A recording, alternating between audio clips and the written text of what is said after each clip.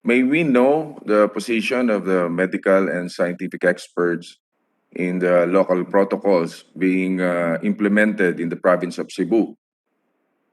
Is it a viable option for long-term implementation? Secretary?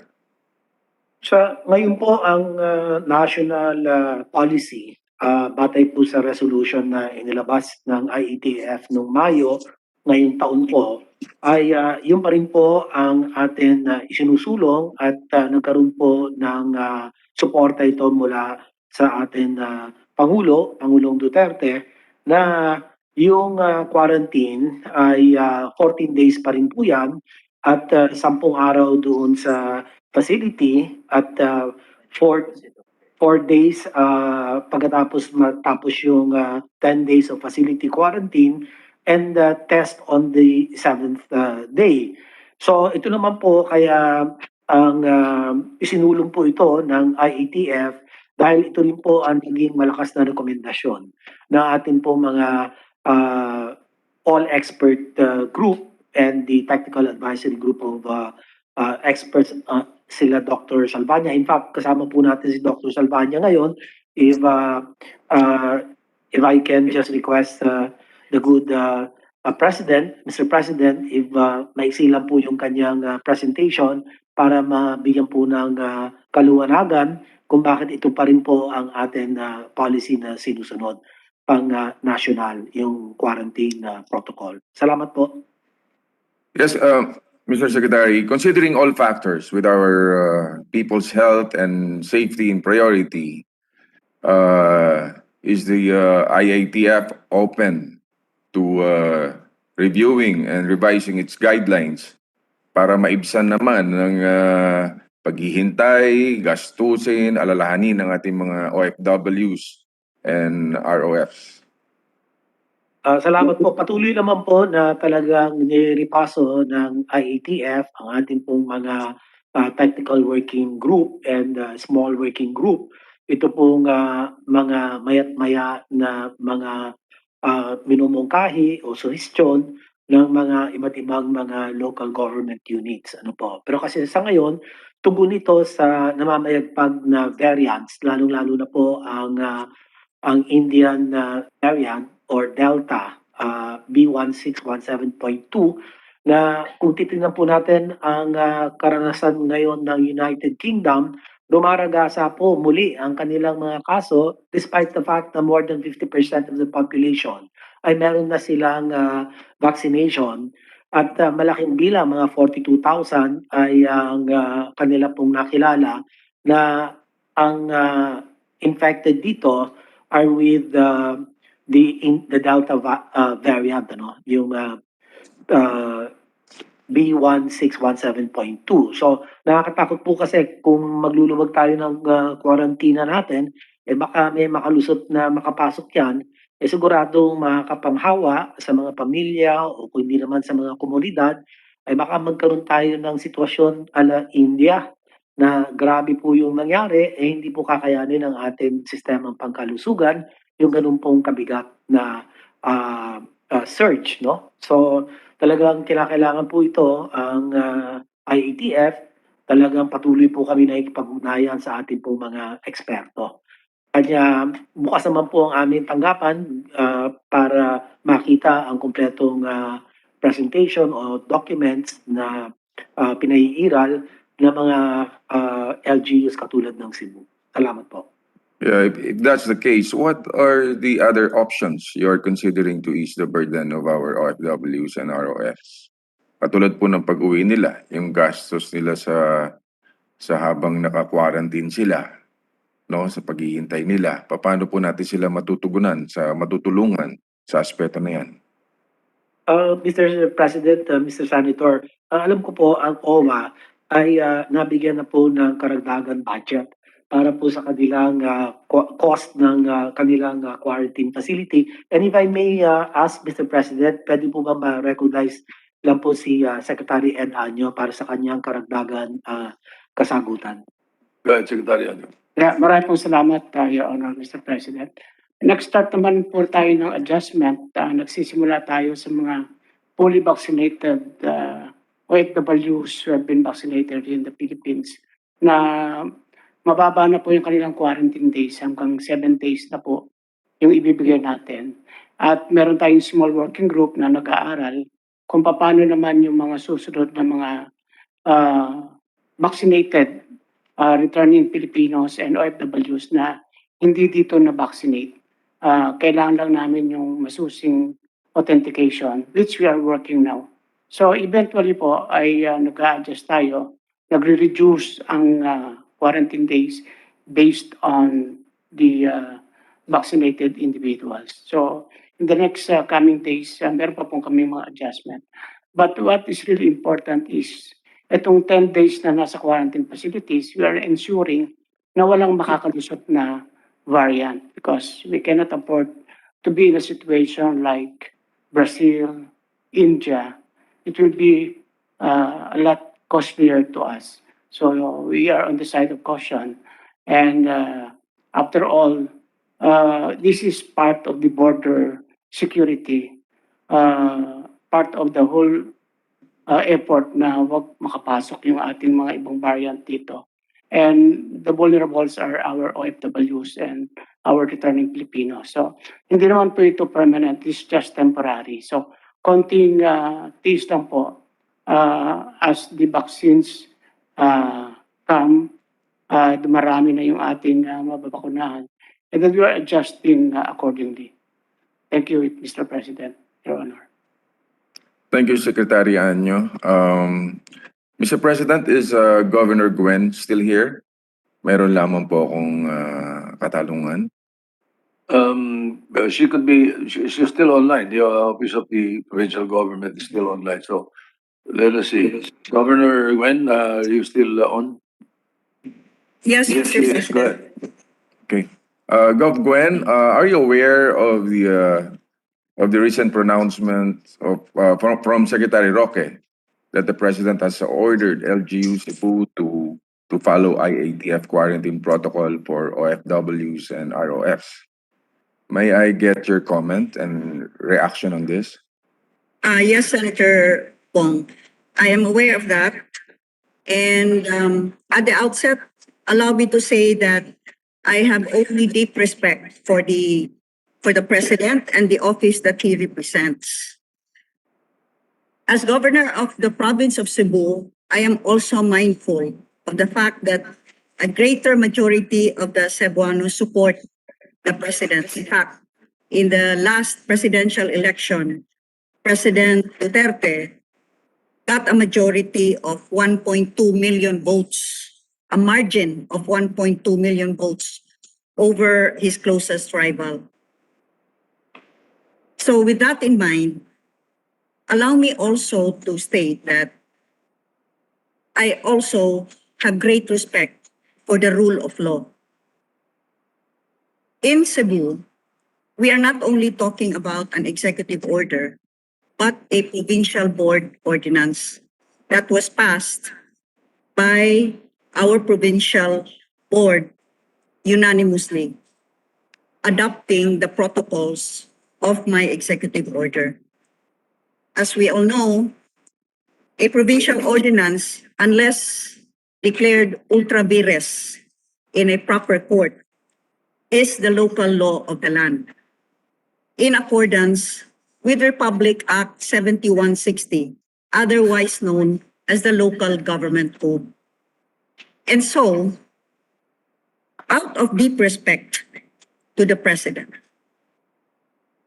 I shall be asking our provincial board members to revisit the ordinance, and this time to invite the technical advisors or medical experts that Secretary Duque continues to refer to invite over to the province of Cebu so that they could present their own data.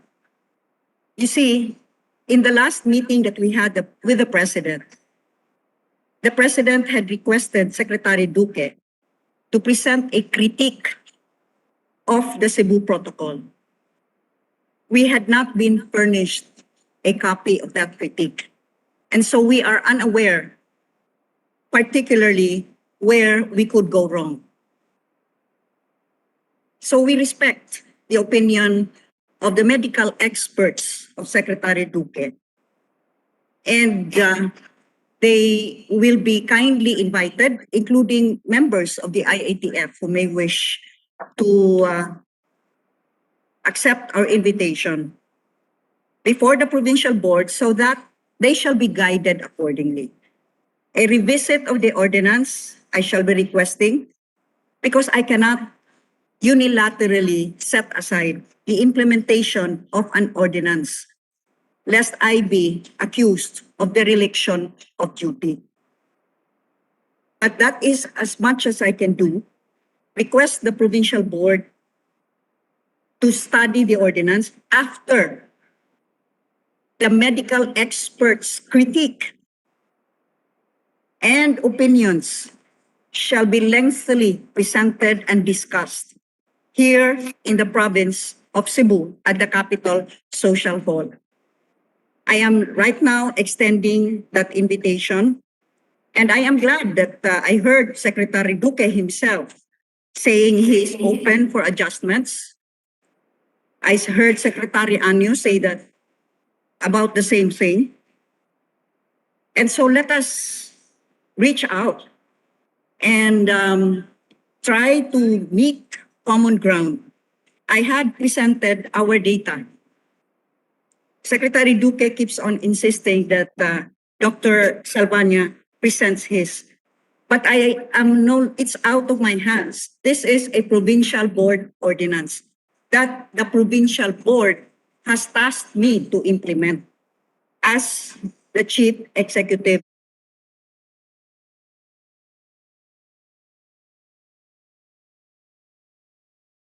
of the province. So that's our position, Senator Flo. Okay.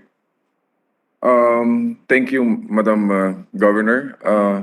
Pwede po ba natin hinggan ng reaction ni Secretary Duque regarding Governor's Gwen statement? President, Mr. Yeah, President, with the thank permission you. of Senator Bong. Yes, Madam Senator. Just a clarification, Mr. President. Gov. Gwen, ang ibig sabihin ho ba neto, hindi niyo susundin yung IATF protocols that was ordered by the President? Ang ibig sabihin nito, Senator Binay, right now there is an ordinance enforced in the province of Cebu. Yes, Gov. Gwen, which is not what is being ordered by IATF, right? So technically, you're not gonna follow the IATF protocol, correct? Well, until this ordinance, as I said, would be declared revoked. ultra vires in the proper court. Because we are put in a legal bind here. Okay, so The parang, IATF Gov. Gwen, what you're guidelines. saying, what you're saying, walang bearing yung pronouncement ng President dun sa protocol that should be followed by Cebu, correct? I mean, You are that is the consequence, sorry. right? You're putting the words into my mouth. I had premised my statement by saying that I have only the deepest respect for the president, and I continue to support the president even as the greater majority of Cebuanos support him. It was what I wish to point out too, that we also have the deepest respect for the rule of law. And that is what each of our oaths of office demand of us. Okay, thank you, Senator Bong. Thank you, Mr. President. Okay. Go ahead, Secretary Duque, your response. Yes, thank you, Mr. President and Mr. Senator Bong. First of all, I'd like to thank the provincial governor for her open invitation. I'll take it up. I will present that to the IATF that there's a standing invitation for our some select members of the IATF and also the group of experts to be able to present the critique that they put together in response to the presidential directive last May 31st. So we will arrange for that particular meeting where we will be asking for an opportunity to present the critique. We will send also the good governor the critique this afternoon or at the latest tomorrow morning. And my apologies that you were not furnished the critique. But with my reassurance, we will provide you such. But certainly, we would love to get our experts to visit Cebu province and to present their own data, why they are of certainty that the protocol that is nationally adopted is the way to go. Thank you very much. Thank you. Mr. President, Secretary Anyo, go ahead. I just like to react on the legality on the resolution or ordinances passed by the provincial government. The IATF resolutions on health protocols are binding and mandatory. The rules and policies of local government units are expected to conform. The IATF was created pursuant to Executive Order number 168. An executive order is an issuance of the President pursuant to his ordinance power, which according to Book 3, Title 1, Chapter 2, Section 2 of the Admin Code of 1987 refers to acts of the President providing for rules for a general or permanent character in implementation or execution of constitutional or statutory powers. In other words, executive orders state mandatory requirements for the executive branch and have the effect of law.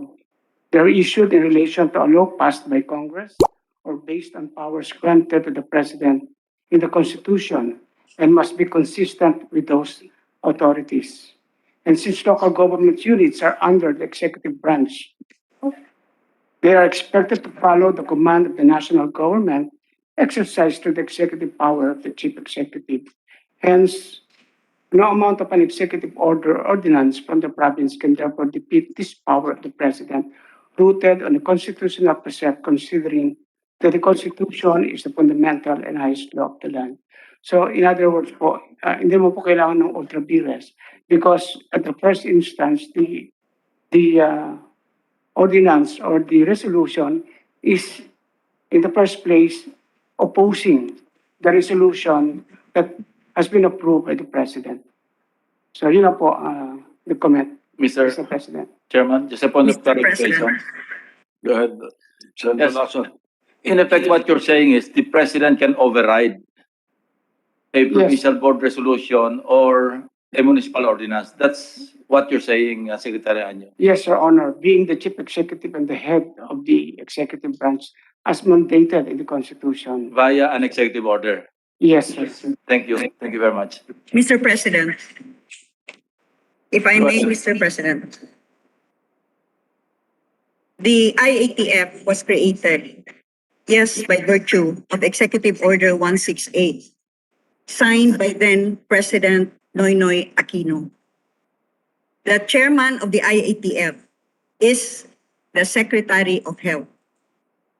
Now, under the Local Government Code, which is a Republic Act 7160, and we all know, lawyers here would know the order of importance between a national law, an executive order, and a provincial or municipal ordinance. But I am quoting a national law, Republic Act 7160, which ensures local autonomy in accordance also with the Constitution. And Section 105 states that in cases of epidemics, pestilence, and other widespread public health dangers, the Secretary of Health may, upon the direction of the President and in consultation with the local government unit concerned, temporarily assume direct supervision and control over health operations in any local government unit for the duration of the emergency, but in no case exceeding a cumulative period of 6 months. With the concurrence of the local government unit concerned, the period for such direct national control and supervision may be further extended. But be that as it may, Mr. President, this is a legal issue which I do not wish to delve into. I am very grateful to Secretary Duque for acceding to our request that in fact, the medical experts that give these recommendations from which IATF policies spring are ready to face the provincial board so that the provincial board shall be able to judge in a balanced manner. So we would welcome your presence, all of your medical experts, Secretary Duque, once the provincial board shall issue that invitation. And by the way, this is not a mere resolution. This is an ordinance. There's a difference.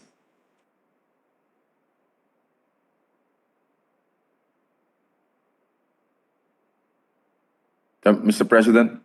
Mr. Go ahead, President, Revilla. Okay, thank you, Mr. President. I hope we can resolve this concern issue and find common ground. Iisa lang naman po ang layunin ng bawat isa kung paano tayo makakatulong sa ating mga kababayan. Siyempre, of course, yung kalusugan, no? That's, siguro maayos po natin ito sa maayos na paraan. So, that's all, Mr. President. Thank you, Governor Gwen. Thank Thank you, you, thank Senator. you, Senator Revilla. Next is Senator Pangilinan. You have 10 Mr. minutes. President, Mr. President, Mr. Yes, President. Senator Gordon.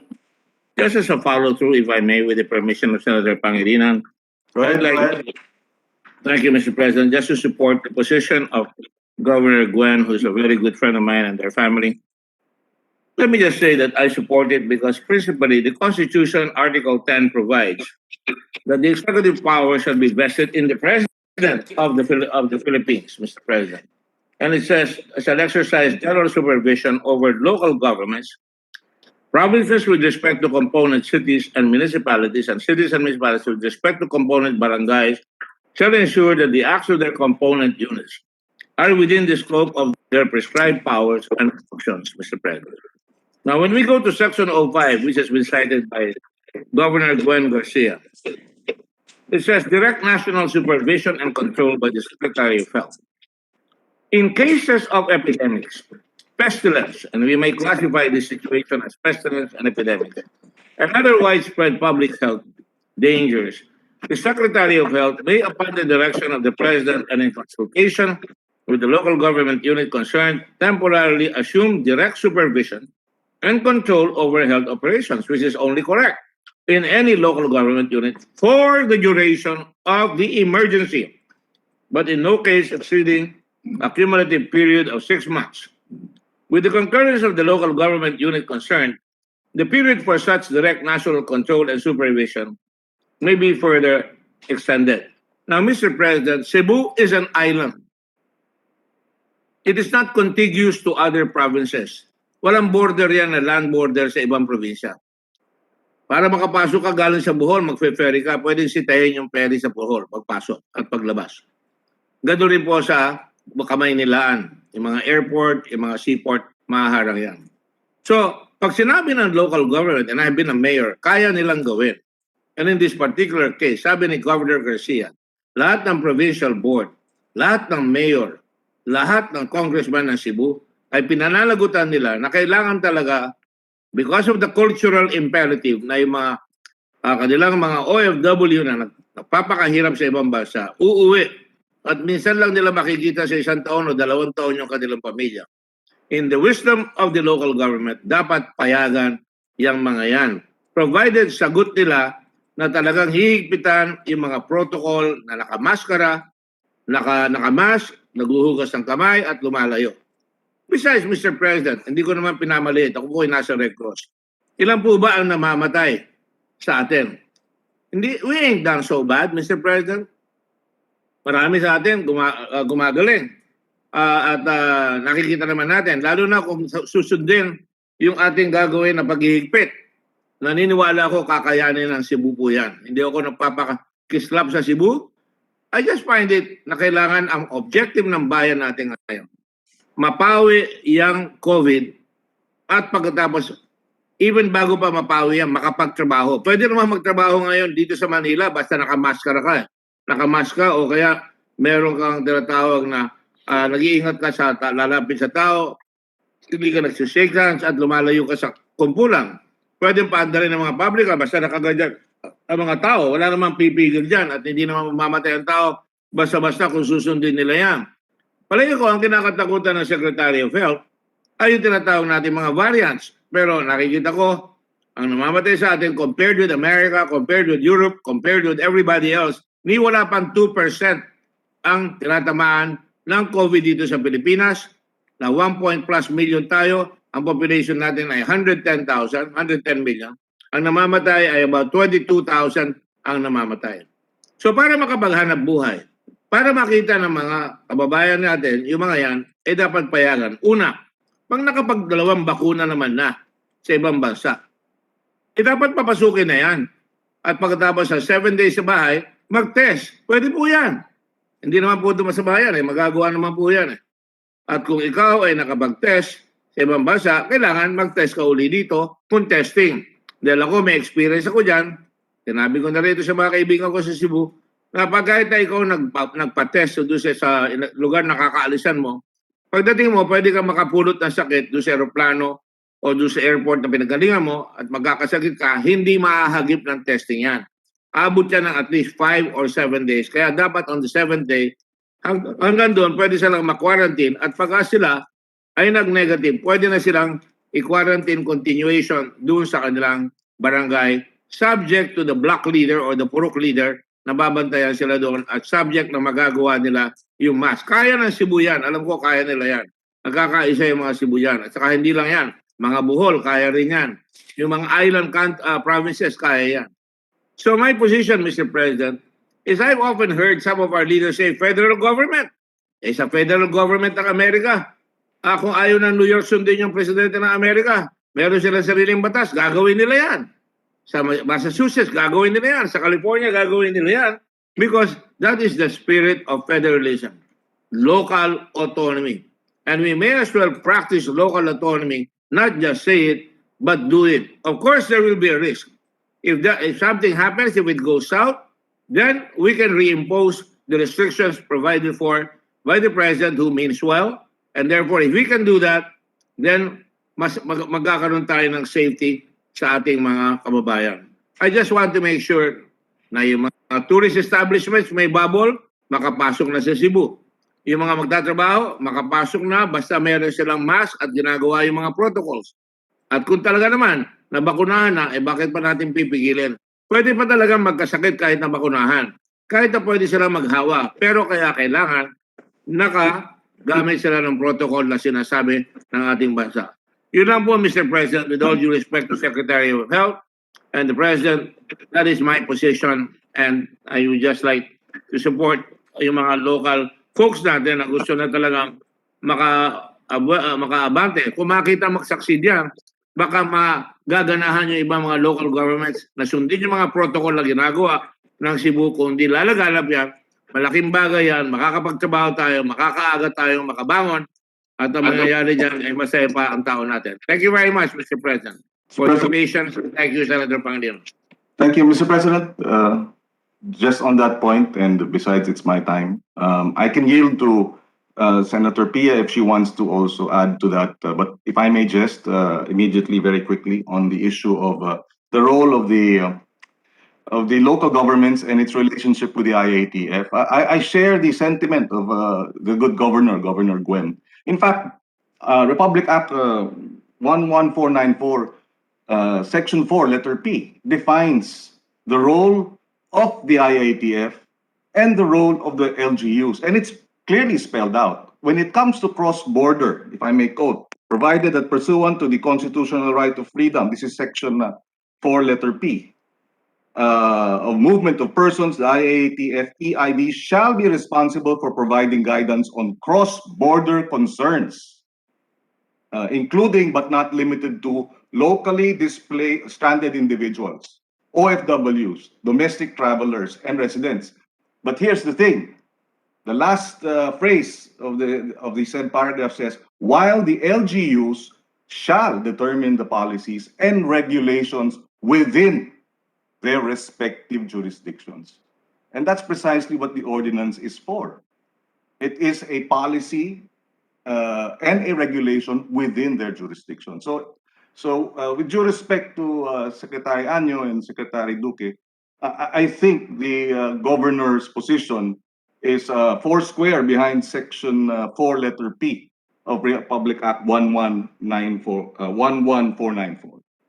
Just for the record, if Senator Cayetano, Mr. President, would like to add on that point, I will yield to her before I proceed with my own Thank you. questions.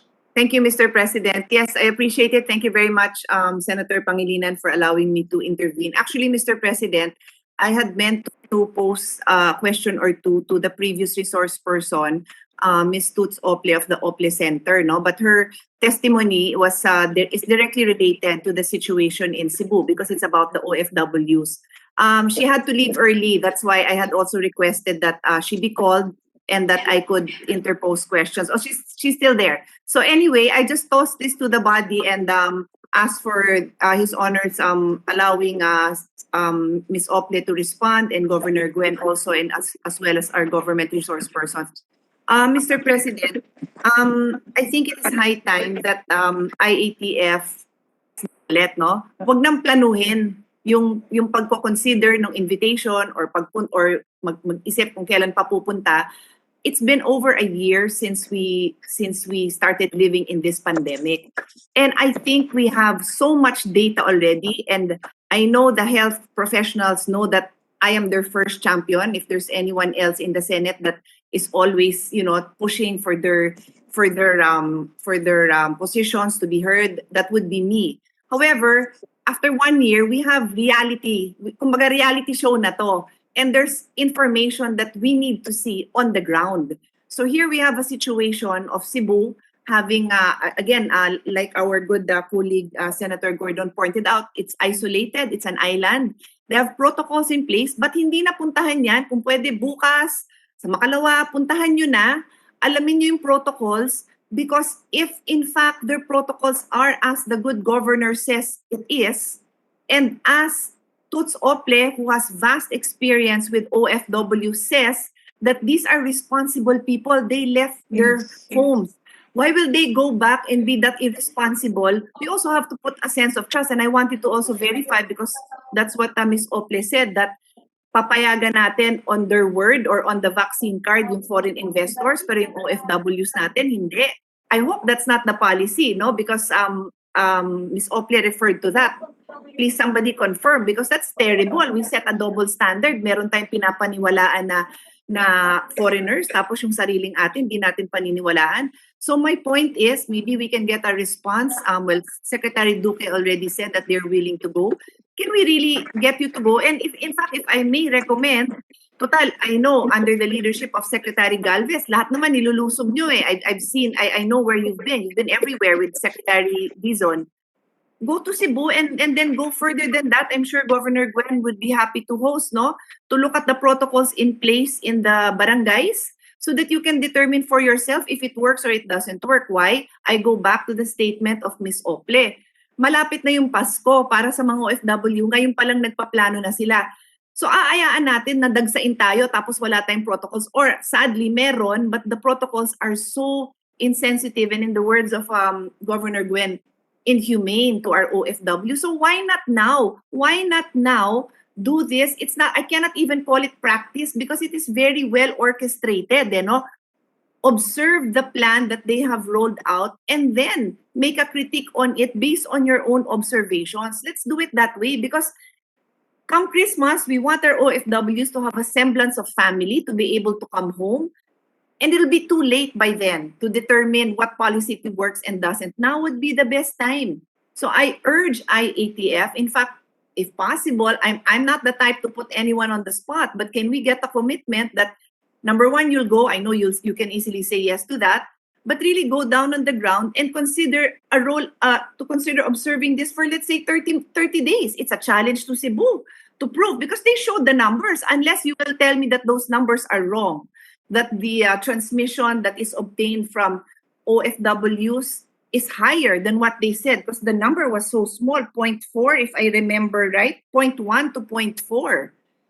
Then why not? Why shouldn't we consider the protocols not just in Cebu but for all other places similarly, with a similar capacity as Cebu, with a similar leadership that can implement those kinds? So I think those are the answers that we'd like to hear from IATF. But I leave it, Senator Pangilinan has the floor. So maybe if you can just respond later on, I'll wait for my time. Mamaya pa ako. But I'd like to hear answers to that. Thank you.